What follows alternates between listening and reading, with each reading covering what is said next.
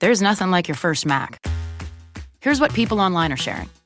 Dr. Rain says, everything is just so smooth and fast, I still can't get over it. Syncing stuff between my phone and this is just chef's kiss. Mr. Incredible 488 says, Apple Silicon basically cures low battery trauma. That's how they felt with their first Mac. How will you? Introducing the all-new MacBook Neo. An amazing Mac at a surprising price. Find out more on apple.com/Mac.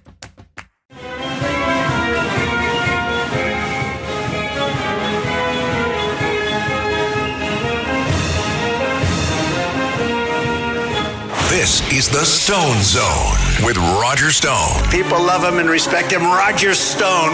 Now, get in the zone. It's the Stone Zone.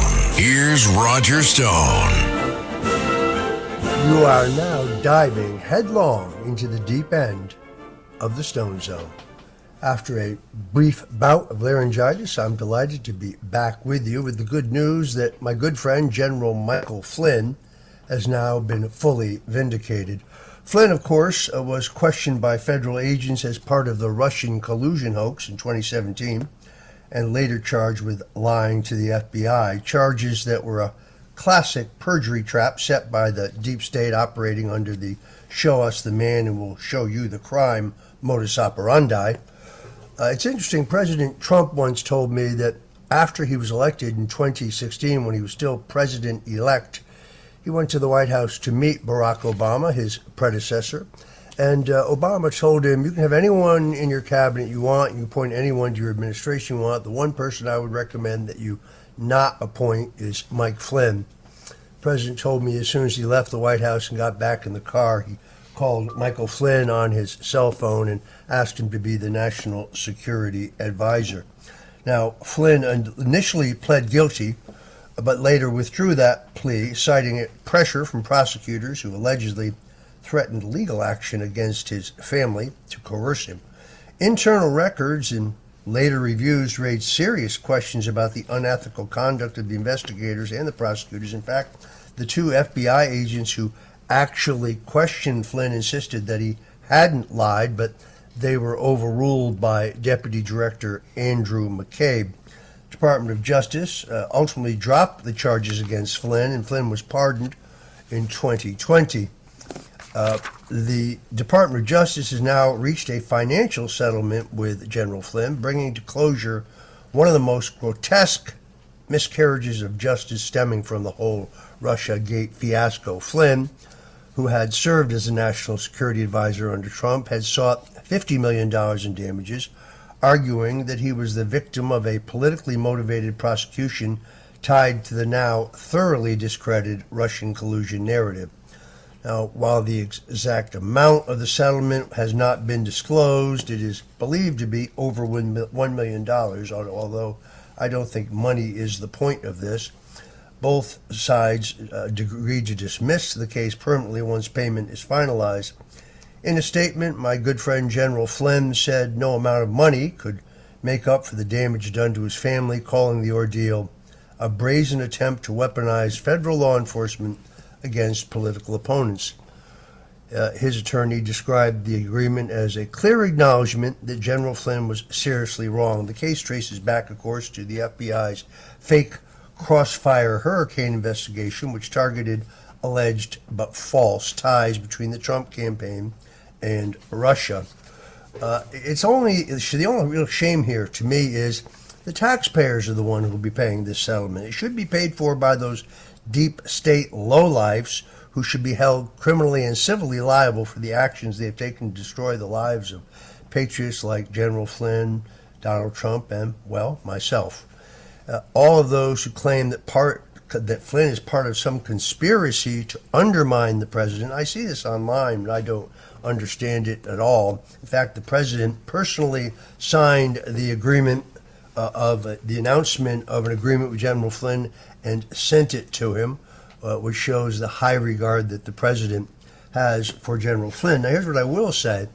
In 2023, when it was unclear that President Trump was going to run for president, and it was a reasonable question whether he would be legally allowed to run for president, I said if for some reason Donald Trump could not run, Well, I prefer General Flynn as a candidate to Ron DeSantis, the governor of Florida, who I view as an egregious backstabber. He only got to the governorship essentially because of the endorsement of Donald Trump. Ron DeSantis was a largely unknown and undistinguished congressman who zoomed ahead of the competition when Donald Trump endorsed him to snag the Republican nomination for governor, only having to require Donald Trump to come to Florida 3 times in the last 2 weeks of the 2018 election cycle to drag Ron DeSantis over the finish line.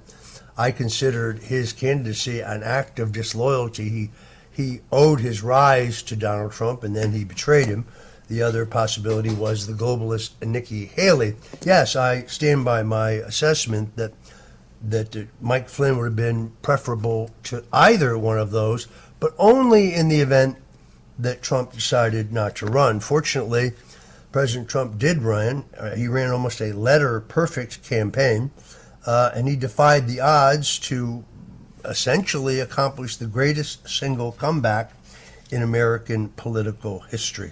So justice has finally been done. God bless my friend Michael Flynn and his family for what they have gone through.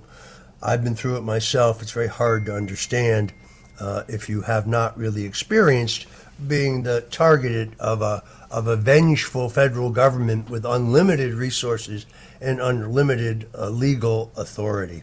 I've been there. Meanwhile, the filibuster continues to be a problem in the U.S. Senate. You see, I've talked extensively here on the show in the Stone Zone about the SAVE Act. The president's redubbed this the Save America Act. It's really not complicated. It's a federal law that would require that a person has to be a United States citizen in order to vote in our federal elections. And that person must be able to produce his or her photo ID. Doesn't seem complicated, does it? But the Democrats don't like it. Why would that be?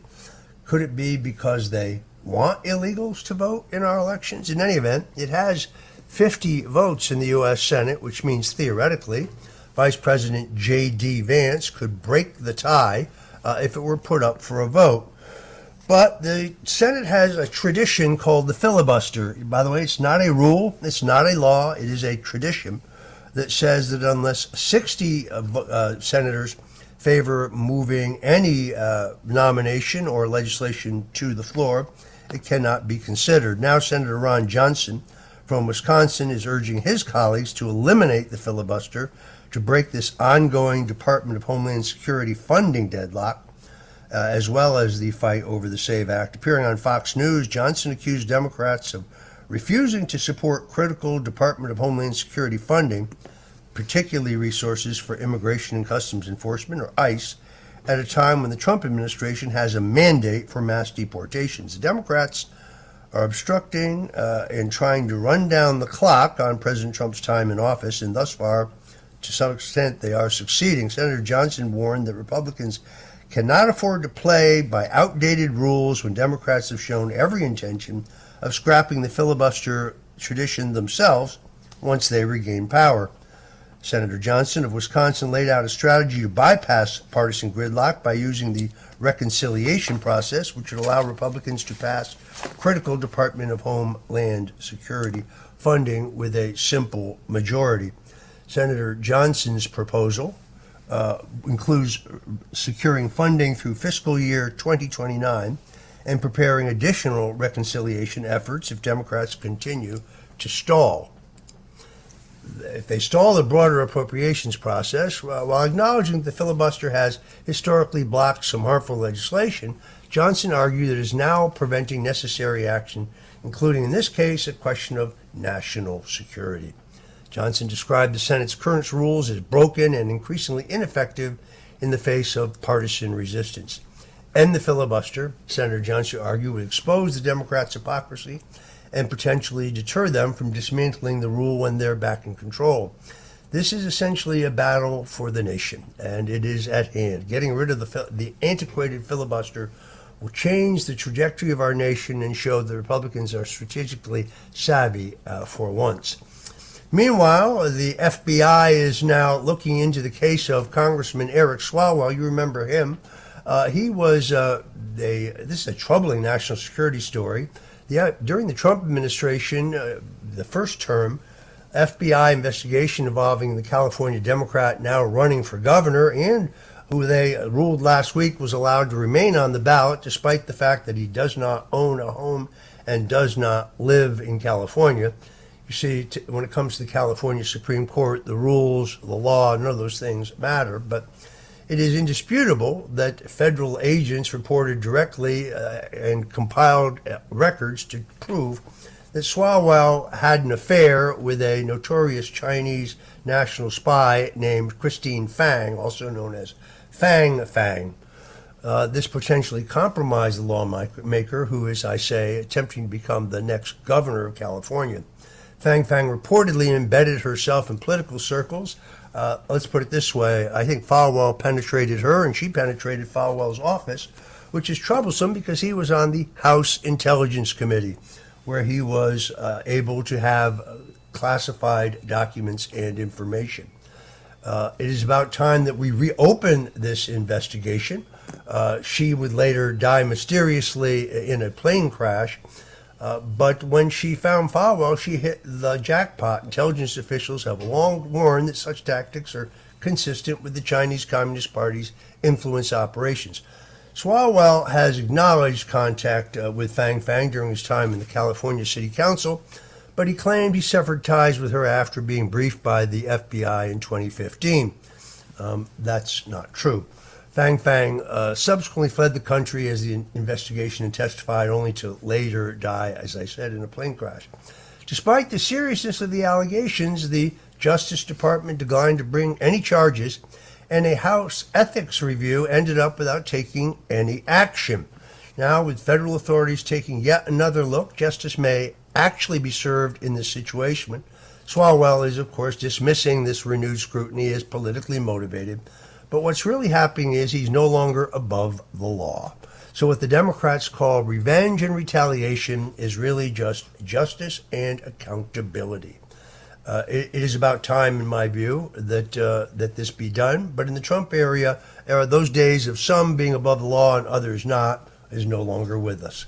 If Swalwell is not charged for allegedly lying about his residency to illicitly attain a congressional seat, perhaps he'll be behind bars for being compromised by a communist Chinese spy. I'm Roger Stone. You're listening to the Stone Zone. Don't go away, because we'll be right back with some more hot politics on the other side. This is the Stone Zone with Roger Stone. He likes politics and he's a professional at the highest level. Roger Stone. Where's Roger?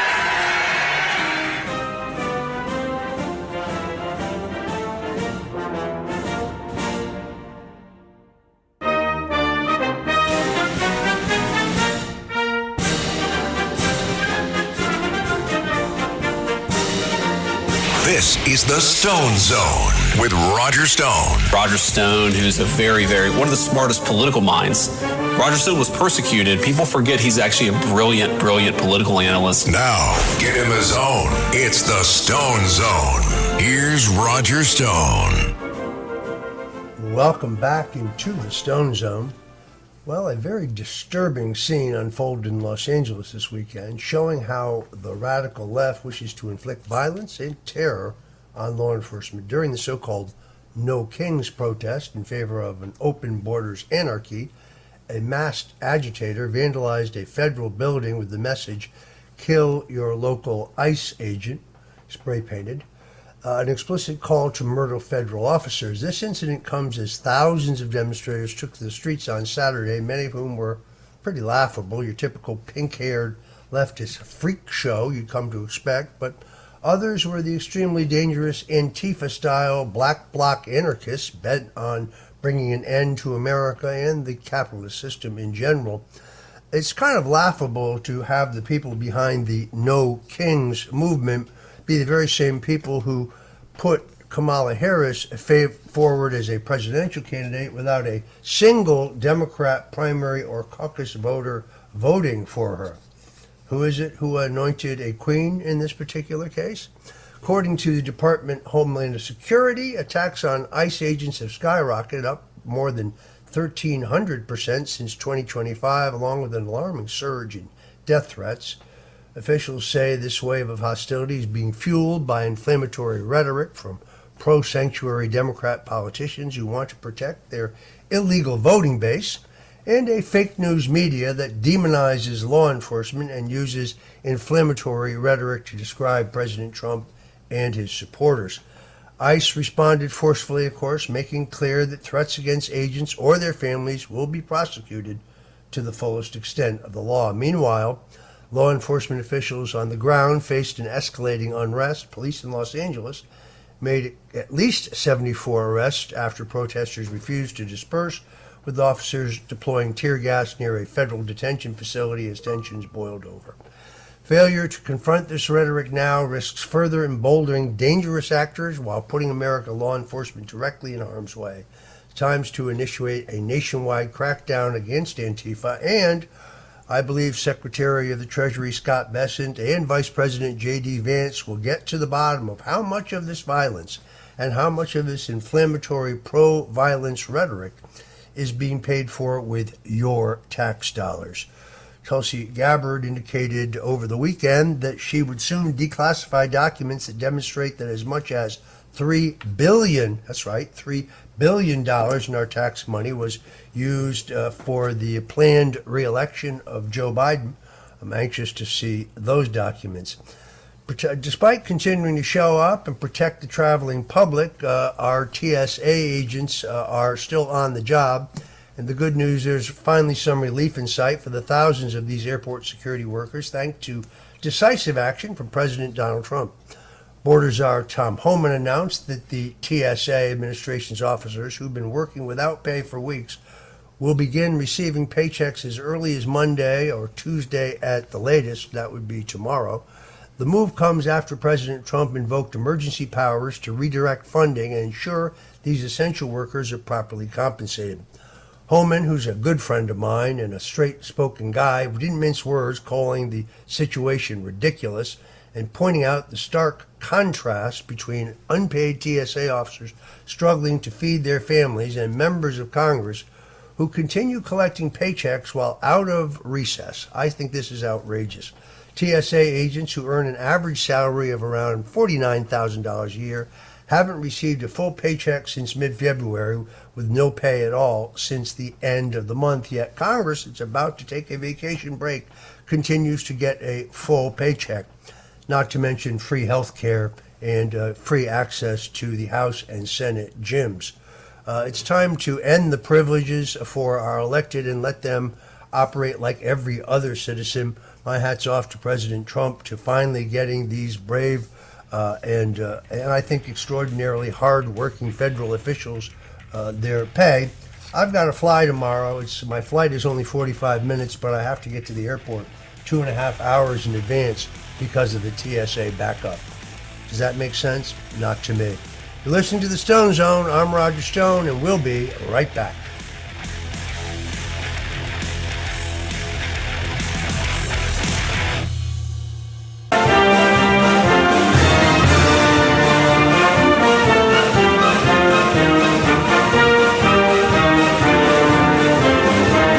This is The Stone Zone. Now, get in the zone. It's The Stone Zone. A man who's gone through hell, but he's kept going, and he's smart, and he's strong, and people love him. Not everybody, but people love him and respect him. Roger Stone. Where's Roger Stone? Here's Roger Stone. Welcome back into The Stone Zone. Well, a new ethics complaint is raising very serious questions about Congresswoman Alexandria Ocasio-Cortez, better known as AOC, and how she may have funneled campaign contributions to a doctor known for providing a controversial psychoactive substance. A government watchdog group, the National Legal and Policy Center, has filed a formal complaint alleging that almost $19,000 in campaign funds were paid to a Boston-based psychiatrist, put in her Federal Election Commission report as leadership training and consulting.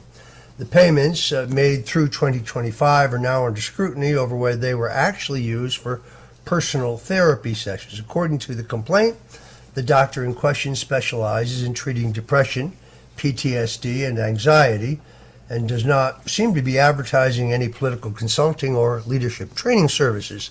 He also is known to specialize in the use of the controversial ketamine treatments. Ketamine is a substance that was first known as an illicit party drug, but is now being used with some success to treat depression and mental illness, as well as PTSD. That has led investigators to question whether these expenses were improperly classified and whether campaign funds were used, in this case, for AOC's personal benefit. Federal election law is clear that campaign money cannot be used for personal expenses. The key legal standard is whether the costs would exist regardless of the candidate's campaign. So if these campaigns were for ketamine therapy, critics argue, they would represent a direct violation. The complaint is now before the Federal Election Commission and the Office of Congressional Conduct, with calls for a full investigation and potential penalties if wrongdoing is actually confirmed. So far, AOC and her campaign have not responded to the allegations, but she may have gotten her hand caught in the cookie jar here. These Democrats believe they are above the law, but finding out the hard way that perhaps their shady actions could have serious consequences. In the meantime, however, the Federal Election Commission currently does not have a full board of commissioners, and therefore they lack a quorum. Therefore, any complaint filed by Republican or Democrat against any candidate, Republican or Democrat, is unlikely to go anyplace at all. It's an extraordinary lack of accountability.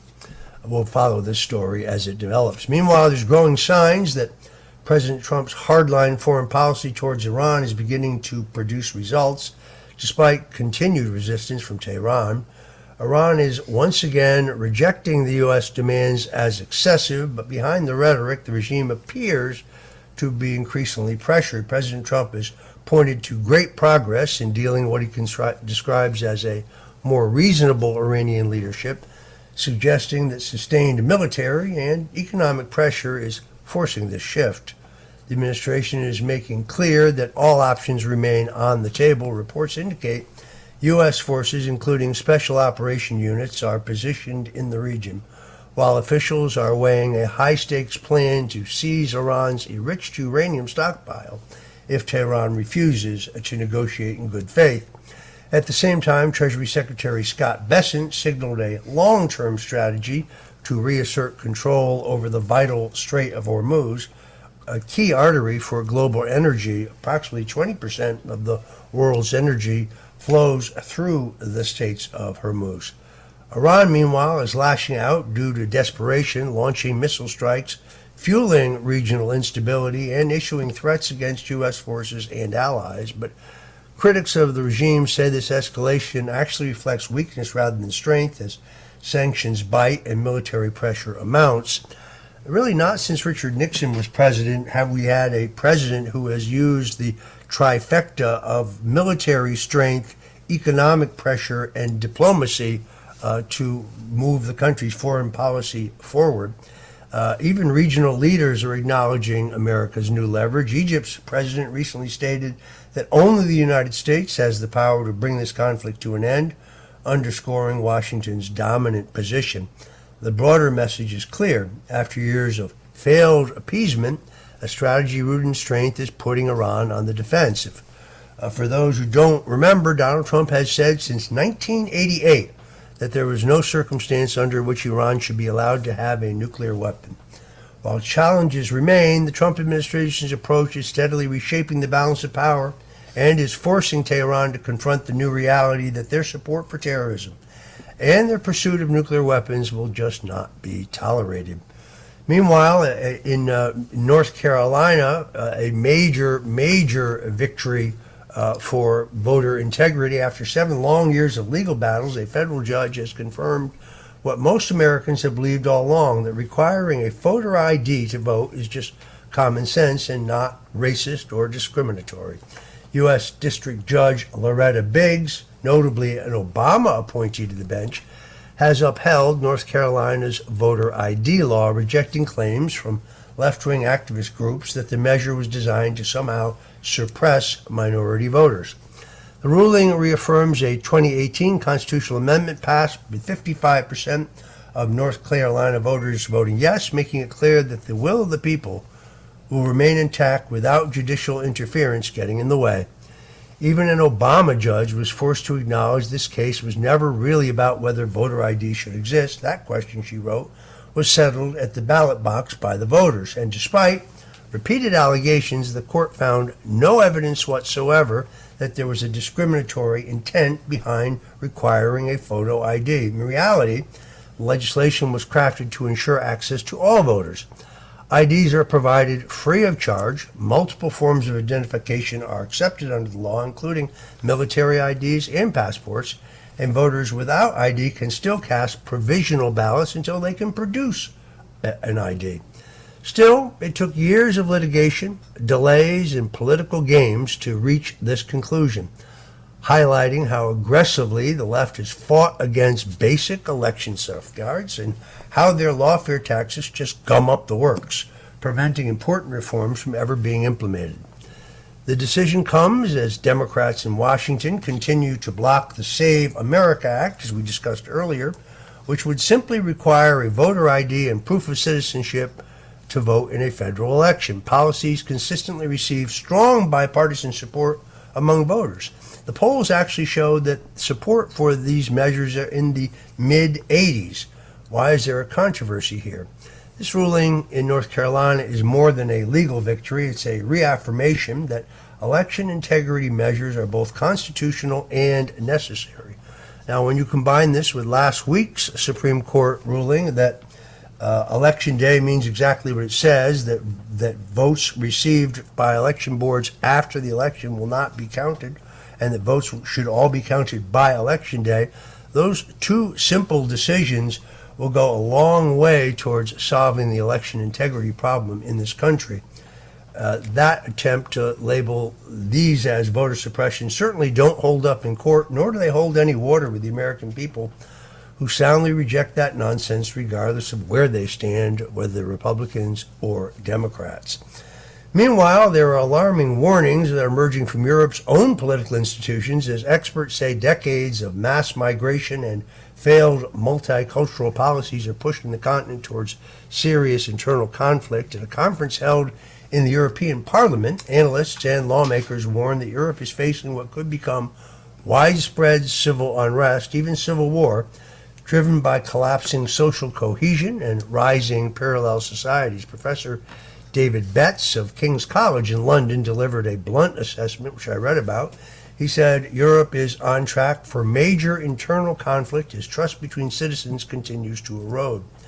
The event highlighted growing concerns over so-called no-go zones, where Islamic militants reign supreme, enforcing Sharia law, with reports identifying hundreds of these areas marked by high crime, gang activity, and anti-white discrimination and violence. Leaders at this conference pointed to rising violence, unrest, and a breakdown in shared national identity as key warning signs. French leader Marion Marshall and Swedish lawmaker Charlie Weimers emphasized that once stable societies are rapidly transforming under the weight of mass migration, with integration efforts failing and divisions only getting deeper.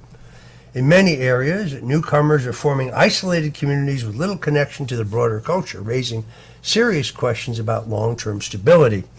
Critics say Europe's political elites ignored these risks for years, prioritizing open border policies as they pushed the notion that Europe would become a multicultural paradise. Now, even insiders admit the situation is becoming a dangerous disaster. What Europe needs to do is adopt a brand of populism and adopt the policy of mass deportations. Otherwise, they too will lose their civilization and be overtaken by barbarians, which is just what the psychotic globalists hope for. Meanwhile, the World Health Organization has announced that it is expanding its digital health certification system, originally created during COVID, to force on migrants and displaced populations. Once again, the globalists are posing as the savior for the crisis that they themselves caused, with their solution giving more power to their budding Orwellian technocracy. The program known as Global Digital Health Certification Network is allegedly designed to verify vaccination status for international travelers, but officials now openly admit it's evolving into something much, much broader. With the International Organization for Migration joining the effort, the system will now track and store migrant health records across borders, allowing governments and international agencies to access personal data in multiple countries. The World Health Organization, from which the United States has withdrawn, describes this as an improving coordination and continuity of care, but in actuality it is Big Brother and a permanent expansion of global digital infrastructure that controls human movement. This is no longer a temporary pandemic tool. It's being built into a long-term system governing migration and humanitarian response. And it won't be used to close borders or to get migrants out where they don't belong, where they are illegal. It'll be used to give migrants more welfare and more accommodations as they settle into Western host nations that they're actually invading. This is part of a growing web of international control where unelected international bodies play a larger role in managing cross-border populations and personal data. This is why we must never accept infringement upon our rights under the guise of national security or keeping us safe. Every time, it's always been just a power grab that comes permanent. We saw it in our country after 9/11. We saw it again after the COVID pandemic. And then after the next crisis, they'll make another push for more totalitarian control. I, for one, as a lifelong conservative, don't like the idea of government having a file and a number on every American citizen, including me and the members of my family. We must say never and no more and stand up to these tyrants, because no matter what the cost of our founding fathers, we should never submit to this idea of national tracking. Meanwhile, here's some good news. The Federal Reserve Governor Stephen Mirin is once again pushing for lower interest rates, arguing that policymakers should not overreact to recent spikes in energy prices. Speaking on CNBC, Mirin discussed concerns about rising oil and gas prices, saying there is no evidence of a broader inflation problem taking hold. According to the Fed board governor, these key indicators like inflation and unemployment remain stable, and fears of a so-called wage price spiral have just not materialized. In other words, what he's saying is it's time to cut interest rates on the American people commensurate with the level of unemployment and inflation, which are the two measures the Federal Reserve is supposed to use in making such decisions. Once that is done, which the director of the Federal Housing and Finance Administration, Bill Pulte, has been pushing for, wait to see a housing boom bigger in this country than we have ever seen. I'm Roger Stone. You're listening to the Stone Zone, and we'll be right back. This is the Stone Zone with Roger Stone. It is a great, great person, Roger Stone. The Stone Zone.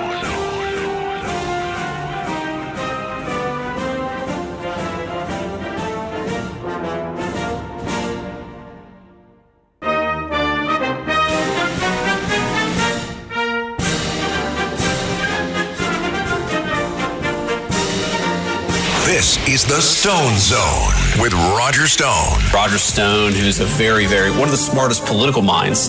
Roger Stone was persecuted. People forget he's actually a brilliant political analyst. Now, get in the zone. It's the Stone Zone. Here's Roger Stone.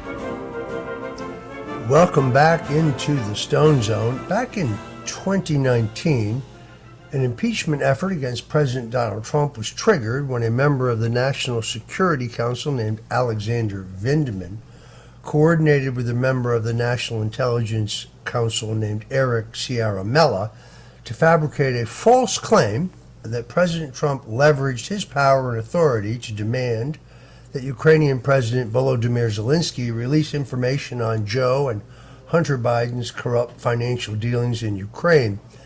At the time of the 2019 impeachment construct, Eric Swalwell was working for the CIA as an analyst within the National Intelligence Council.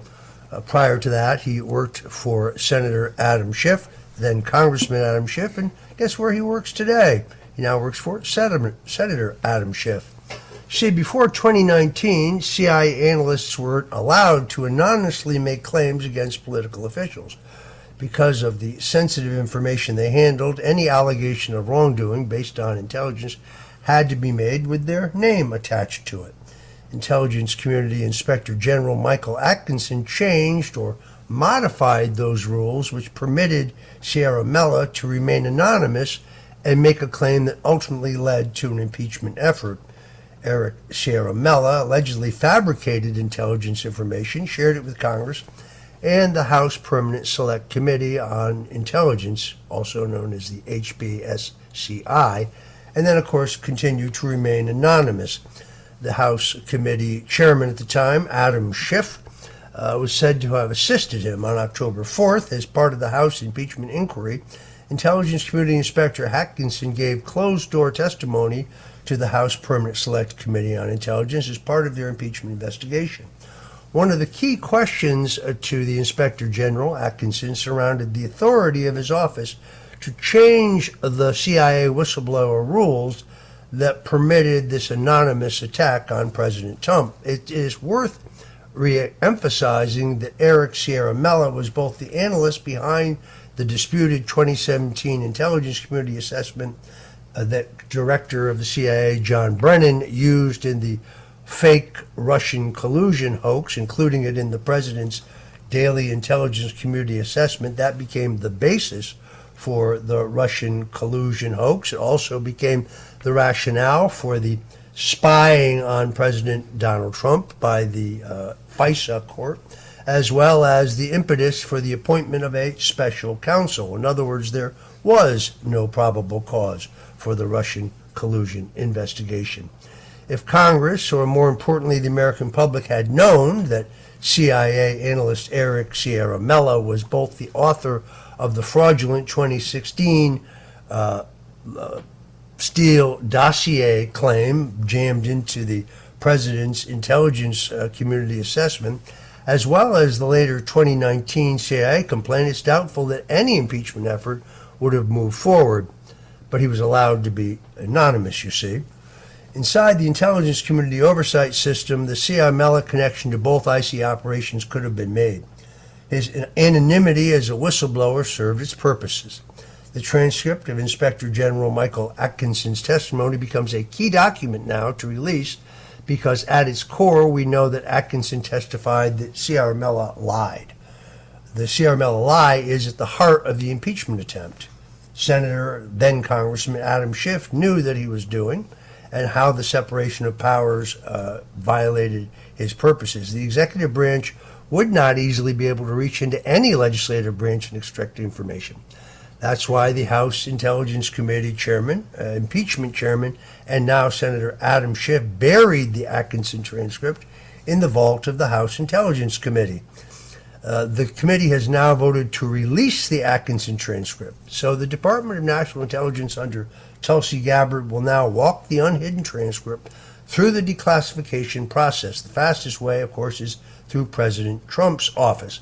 Hopefully the redactions will be minimal. We will get to see once and for all that the Russian collusion hoax, as well as the two fraudulent impeachments, the heisting of the 2020 election and the so-called documents case against President Donald Trump that ended up with the raid on the president's home in Mar-a-Lago, have landed this entire legal matter in the Southern District of Florida, where the U.S. Attorney has the full authority to subpoena people like James Comey and John Brennan and indeed Mr. Sierra Mella. You see, it was a deep state plot from the beginning, but as the Bible says, all will be revealed. Thanks for joining us today on the Stone Zone. Until we meet again, God bless you and Godspeed.